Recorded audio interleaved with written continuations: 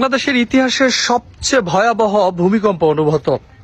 আজ সকাল 10টা সাড়ে 10টা নাগাদ এই ভূমিকম্প অনুভূত হয়েছে বাংলাদেশের বিভিন্ন জায়গায়। আজকের ভূমিকম্পের মতো অতীতে এরকম ভূমিকম্প কখনো অনুভূত হয়নি বাংলাদেশে, এমনটাই জানাচ্ছিলেন বাংলাদেশের সাধারণ নাগরিক। কি ভয়াবহ কম্পন ছিল সেটা আসলে ভাষায় প্রকাশ করার মতো না।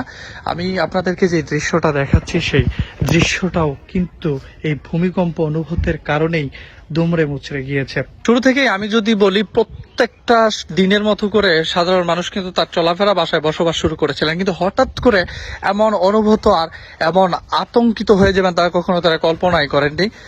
তারপরেও অনেকে আল্লাহর শুকরিয়া আদায় করছেন এবং বিভিন্ন ধরনের দোয়া মাসালার আয়োজন করছেন। এমন ঘটনা অতীতে কখনো দেখেননি তারা। এটা দেখে আসলেই বিব্রত, আসলেই একটা অস্বস্তি এবং দুশ্চিন্তায় পড়ে গিয়েছেন। আমি তো আগে মোবাইলে অ্যালার্ট পাইছি। আমি তো একটা বাংলাদেশের সচেতন নাগরিক, আমি আগে মোবাইলে সেট করে রাখছি।